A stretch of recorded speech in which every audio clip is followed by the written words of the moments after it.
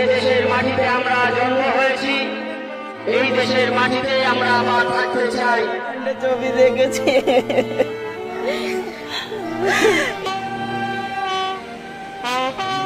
কাশ্মীরের শহীদ ঝন্টু আলী শেখের দাদা শফিকুলও রয়েছেন ভারতীয় সেনাবাহিনীতে।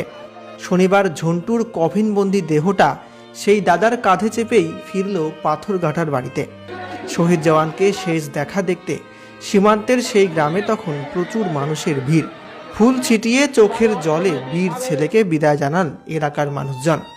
চোখের জল মুছে সদ্য স্বামীহারা স্ত্রী বললেন, আমরা মুসলিম, আমাদের নিয়ে অনেকের মনেই বিদ্বেষ, তবে আমরা পাকিস্তানি নই, এর বদলা চাই, না হলে আরও বাচ্চা পিতৃহারা হবে।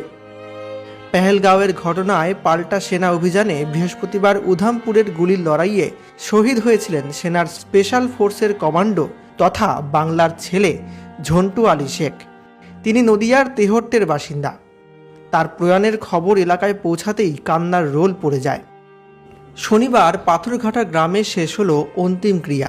পহেলগাঁওয়ে পর্যটকদের ওপর হামলার পর উপত্যকা জুড়ে জঙ্গিদের খোঁজে চিরুনি তল্লাশি শুরু করা হয়।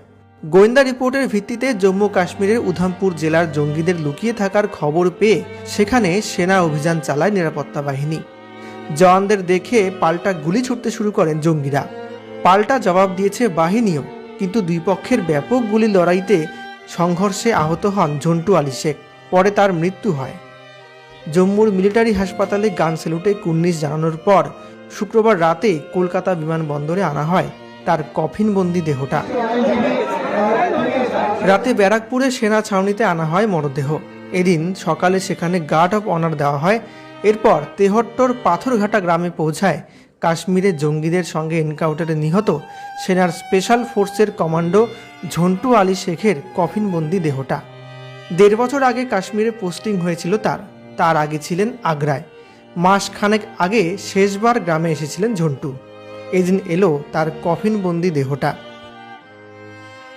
ছবি দেখেছি।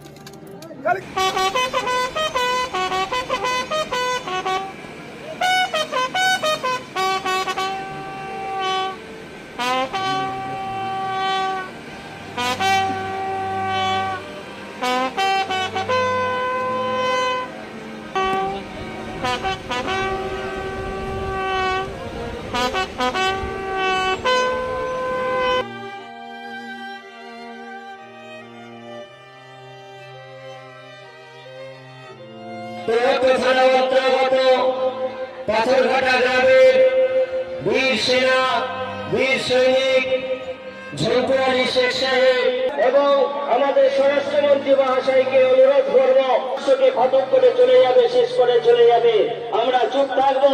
এটা হয়তো আমাদের গাফিলতা, আমাদের সরকারের গাফিলতা। আর